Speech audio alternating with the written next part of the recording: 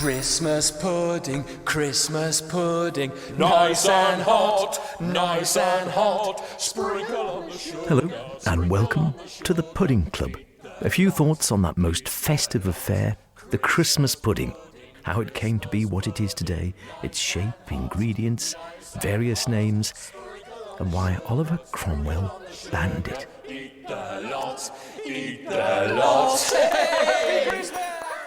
For me, the preparation, making and eating of Christmas pudding has been a part of my life as long as I can remember, alongside my mum for decades, making the same recipe which her mother had handed down to her. Sadly, I lost my mum over a year back, but happily I had the foresight to record perhaps one of the last of the 50-odd pudding-making sessions I must have enjoyed with her over the years. Without further ado, to the pudding kitchen.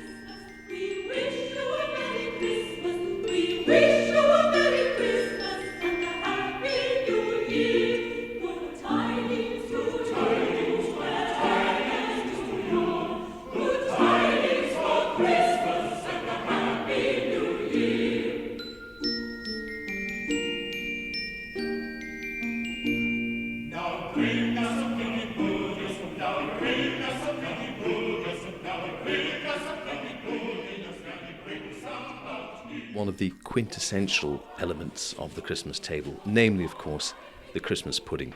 And I know there are lots of supermarkets who offer various splendiferous puddings these days, from the traditional right the way through to the very trendy Heston Blumenthal puddings now, complete with a live duck or longtail or hippopotamus or whatever the case may be inside.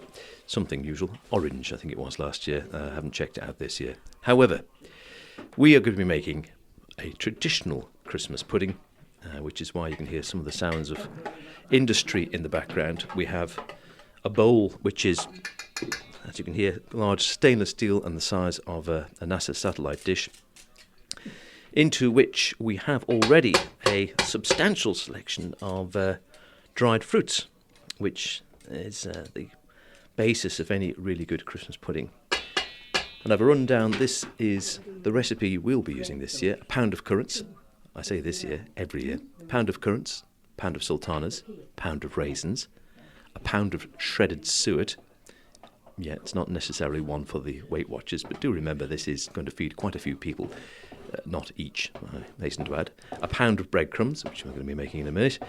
Fresh breadcrumbs, 12 ounces of soft dark brown sugar, 6 fresh eggs, everything good, some stout, and the good thing is it doesn't usually take the entire tin of Guinness, so if you're not driving you can finish that off. Some and other stouts are available. 8 ounces of self-raising flour, a little bit of nutmeg, 1.5 teaspoons of mixed spice. I hope you're getting all this down. 2 lemons, juice and rind of, so you take that all outside with one of those handy graters. A large cooking apple, which my assistant has been cheerfully chopping before and dropping on the floor for added roughage. 2 tablespoonfuls of treacle to give it that lovely unctuous dark gooiness and colour. And 6 ounces of mixed cut peel. Everything which is good, everything which is makes you think of Christmas, I guess, the best part of the year. And overseeing operations, as she has done for, well, all of my 50 years and a bit before that, is my mum, who's sitting there. Well, we lost? Nothing. Oh, great, over here. Hang on, just get that over here. That's a bit of kitchen operations. There we go. And there we go. Need a finer grater. A finer grater. Okay, this is the grating of the apple. So one apple's been chopped. We've got the fruit in the bowl. Apple's going in. Bit of lemon juice to stop it going too brown, but it doesn't really matter because it's all going to be cooked up in any case. I'm going to get on with the breadcrumbs in a moment. Just before I check with my mum to say, this recipe was your mum's recipe? Yes, my mother's recipe. So I don't know how many years old it is. I've been using it in various quantities according to the number of people we've got for years, well, all my married life. And all my lifetime, all your married life. So we've certainly had the same pudding for 60-odd years. Yeah, that is. Incredible, really. And this recipe could well go back then to, well, maybe it was your mum had it when she was a little girl, I wonder. Could it go back 100 years? Could do from grandmother. Yeah. Very well go from the grandmother. because most of her recipes came from her mother. So, but this one has got to feed it 18, so Yeah, exactly. hence the big bowl. Yeah. So it sounds a lot, and I've been reading out those ingredients, but there's going to be a lot of people having it, everything good. You wouldn't, as I say, eat a lot of it. You couldn't eat a lot of Christmas pudding because it's so rich with so many of these goodies in. I'll remind you of that on Christmas Day. Well, 2 helpings perhaps, but no more than 2 helpings. And of course, rum sauce. The essential accompaniment. We'll come to that a little later on. We won't be making it today, but we'll just touch on it. Clotted cream's very good. Well, yeah, there's dissent. There is dissent, and I'm sure those listening will have their own varieties. Some people like straight custard. Some people like straight cream. Some people like, Southerners, softies, like clotted cream. Brandy cream is the biggest one, but Brandy cream. we've always made rum cream. Proper, yeah, Got proper rum sauce. Rum sauce. Which is basically a white sauce with rum. Plenty of rum in and a bit of sugar, And that's it. and that's it. Yeah, and thickened to your own Consistency. consistency that you want. Yeah. And I have to tell you, it is delicious and is the perfect accompaniment. Don't listen to what the cream addicts will tell you. There is nothing to beat rum sauce with a proper homemade Christmas pudding. Of course, we always used to make brandy butter. Unless you've got brandy butter. Do you don't know how to make brandy butter? As far as I remember, it's unsalted butter, sugar and brandy, and you just mix it up to taste. Are you going to make some this year? Absolutely not. I'm going to have Devonshire clotted cream. Most Christmas recipes are simple ones. Yeah, the simple ones are best. Straightforward, fruit and fat. But I just love the idea that this recipe goes back all my lifetime, all your lifetime, and possibly to when your mother was a little girl, so it could easily go back to the first part of the 20th century, perhaps even further if it came from her mother. And we've used the same one every year, and I have to tell you, if there's a better one to be had, I've not tasted it. It is superb. And if I don't get the breadcrumbs done, it's not going to get done. I think the secret is in boiling it for a very long time. Yeah. That's certainly what makes it the dark colour. And the Guinness. And, well, it don't put a lot of Guinness in. It's only enough Guinness in to moisture. Excellent. I'm not driving home then. That's good. That's the cook's perk on these things. You can get the slurp of Guinness afterwards if you're good. And but boiling up, yeah, because we used to put it on. You'd put it on overnight, wouldn't you? On the Oh yes, I used to boil it all day, all night. in those boilers, and it would just bubble away, and Yeah, it's just bubbling. a gentle. Yeah. If you've got a slow cooker that can take it, it's fair enough. You can leave it on all night or all day, the whole day. So Perfect. I think this year we might be trying the Argo. yes, that's an idea. Okay. Right, I better get these breadcrumbs done, so stand by. Breadcrumbs coming up. If I can find out how to work the food mixer. So here we go then. Bread in. And chocks away biffo.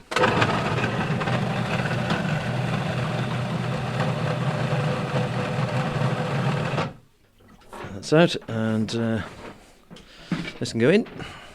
More bread. Lovely, it's fantastic. And this large satellite dish is rapidly filling up. We've got all the fruit in there now. We've got the suet, a Taurus best, but don't say I told you. Shredded suet, which goes in. The breadcrumbs gone in now. The peel's gone in, which my able assistant's been doing. Of 2 oranges, the lemon's gone in, and we're onto the wet stuff in a minute. Give it that lovely unctuous moistness.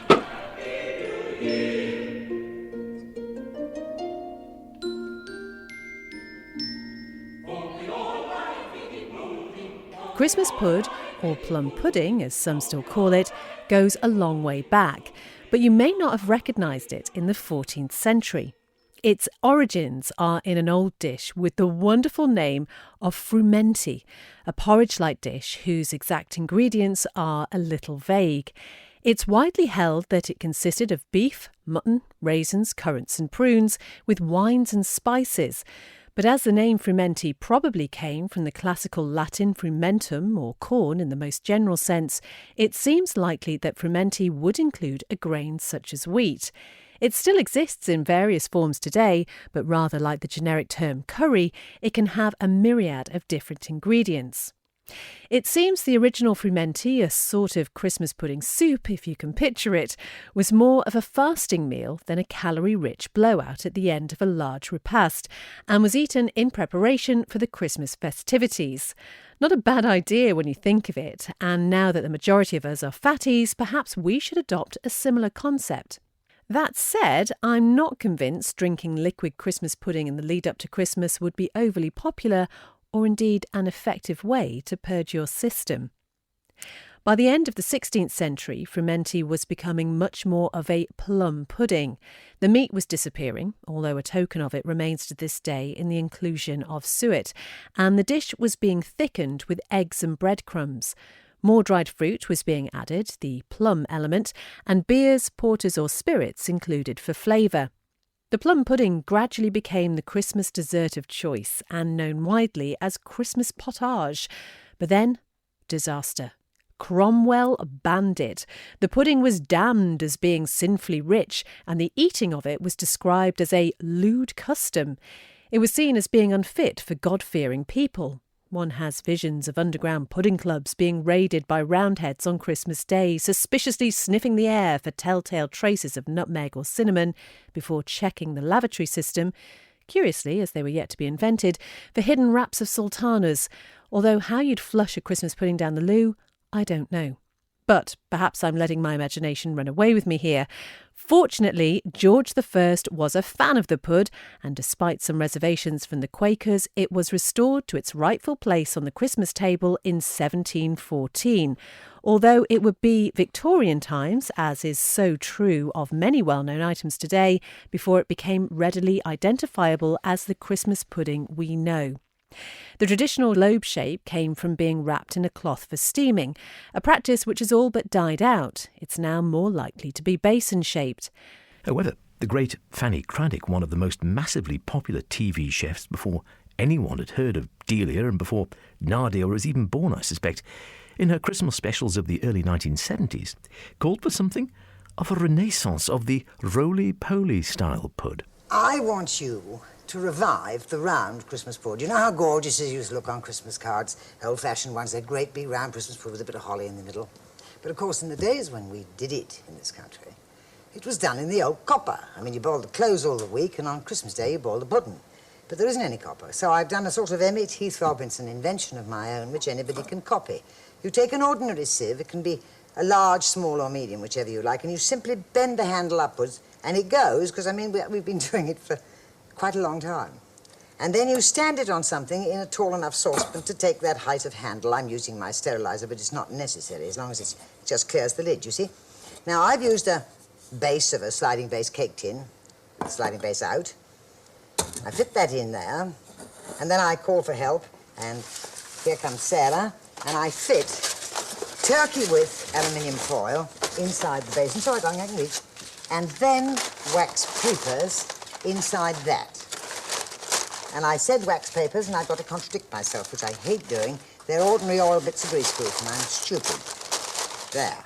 Now, this mixture, of course, like everything else, is in the booklet. You'll hear all about that at the end of the programme, but it's that gorgeous one that I found in the vaults of Escoffier's some years ago, and you've all gone so mad about it that I can never be allowed to produce any other recipe for Christmas pud anymore. It's all right, I scrubbed my hands before I started, but you can't cook without using your hands. Now, you see, you get enough in there to make the ball shape.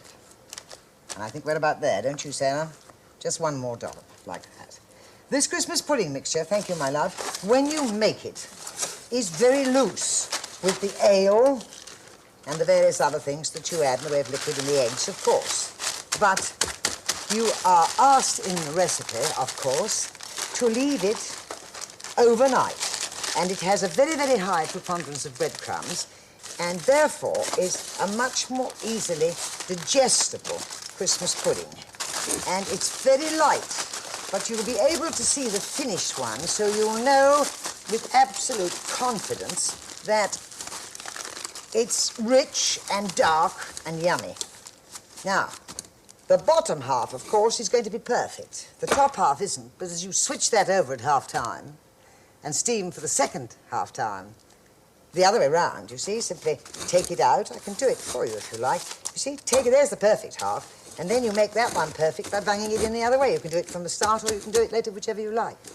10 hours steaming, standing on another cake ring here. Then it's been left for several days to make my point, and then steamed for 4 hours as you will steam it on the day. Now you start to unwrap. So, we lose all that little lot, and here comes the pudding. There are the butter papers that I put on the other one. I see there's one there that's come off some butter, so we don't want you to see any labels. That would be a shame and a disgrace. I pull the dish towards me, fold this well down here. Ooh, it's hot. And it's over. And none of that business of prodding it out of a pudding basin. And look at the colour of it. And look at the richness. Ooh. And if there's a little bit of cheat in the kitchen and you've got clean hands, you're not absolutely satisfied with the shape, we'll do a bit of that. Now, the holly.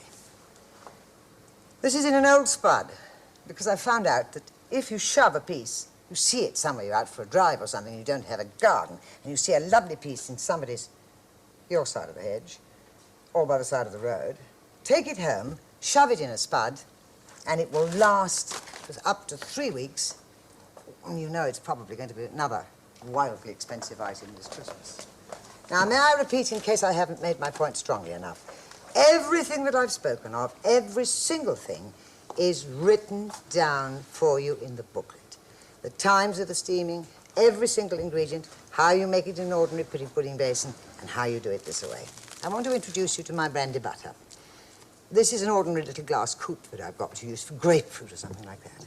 This is brandy butter coloured pale green, the recipe's in the booklet, studded with little tiny economical scraps of angelica, glassy cherries, little bits of nut, and it's got a cellophane bow there. Now, when you make it, you can get this right out of the way, again, 3 weeks before Christmas. Because you then take another piece, which I couldn't put on or you wouldn't have seen the brandy butter at all, tent it over and pull it in by the bow, and then put it in your fridge.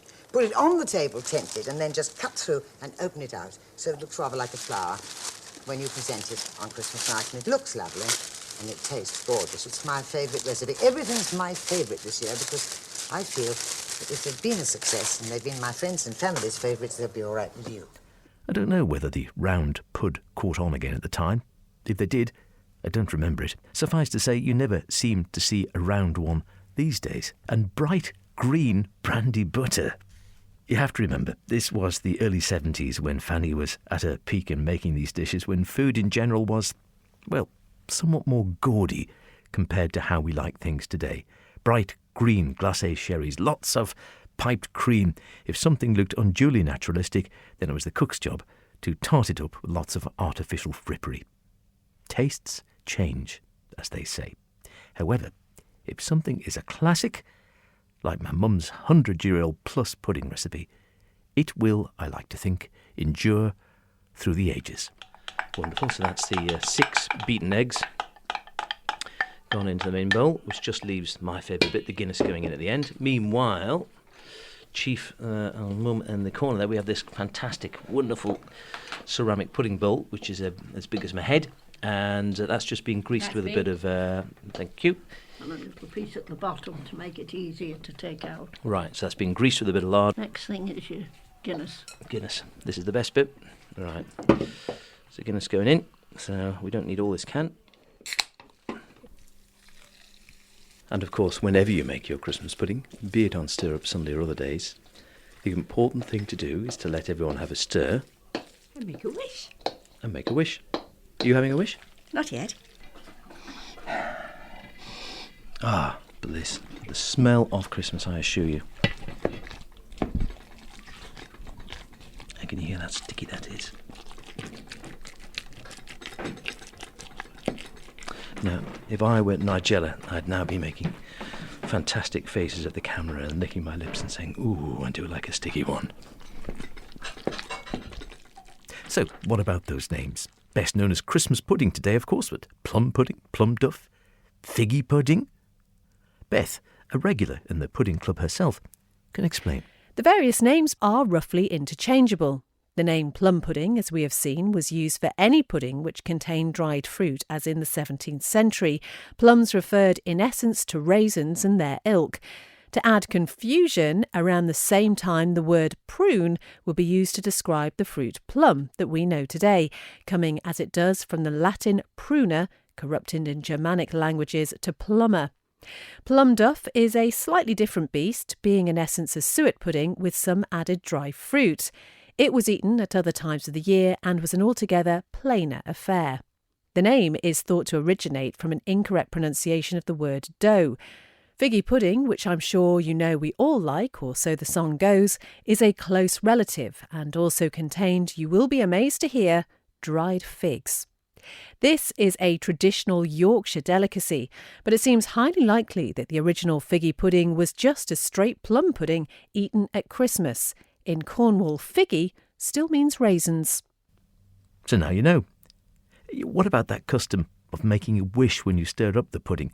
Well, that seems as old as the hills. I still do it to this day. I'm in good company. Do you have a big tradition? Is there something that you do specifically every year for the holidays? We do have a fun thing, actually, that, in fact, we just did the other day, my sisters and myself.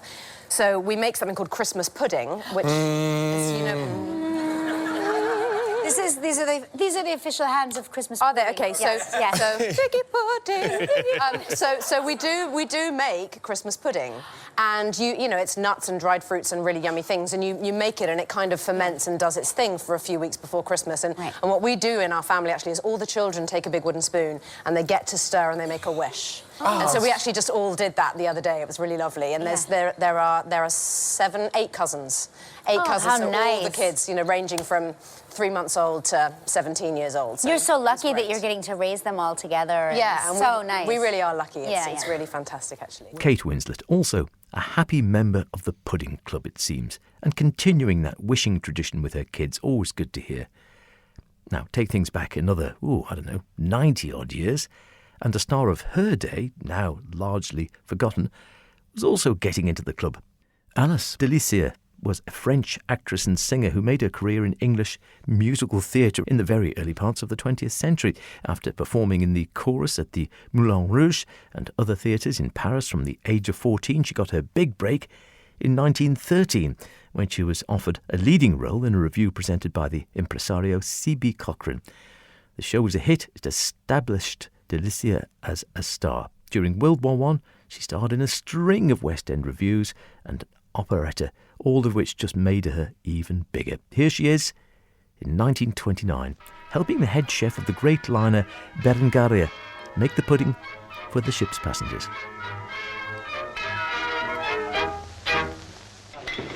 And the flour. What's that?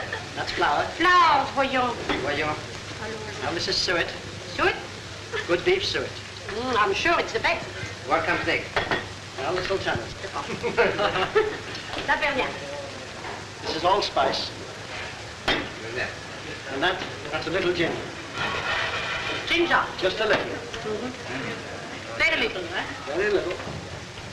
And a little salt. What about that? All right, sir. That goes in last. The best in last, huh? A few breadcrumbs. Little breadcrumbs. Make the pudding light. Oh, let me do that. I love that. Lovely. That's the lap. Perhaps you will stir, madam, while the beer goes in. All right, good. Oh, Lovely. yeah, I'm always little ready beer. for that. In an English beer. It's like water. Must I mix it like that? Yes. Oh, no, this is good beer. You don't put much. Oh, yes, plenty of beer. Christmas time, you know. Is that all right like this? Yes, all right, like that. Now turn it the other way. Oh, the other way. Oh, I shall be tired. Now, be careful what you're going to say now. Is it? Very nice. I'm sure it is. Well, I better have a bit too. Thank you. It's delicious. Plenty of beer. It's Christmas time, you know. Good to hear some things never change. That's about it. A basin-sized portion of one of the greatest parts of the Christmas table. I hope you had your fill yesterday. We'll have some more today, perhaps fried in butter, stirred into ice cream, just reheated in the micro, whatever you fancy. And don't forget, if you have a spare, a good pud will easily keep a year. It is the greatest of puds. All together now. Now with Christmas coming, let's make lovely things to eat. So it's there to welcome friends and give a very special treat. There's one particular item that I know that always adds that very special Christmas glow. 1, 2, 1, 2, 3. Christmas pudding, Christmas pudding. Ooh, it's really rich and nice, full of raisins, fruit and spice, from a recipe that Grandma used to know. And the list of what we put in seemed to grow, grow, grow.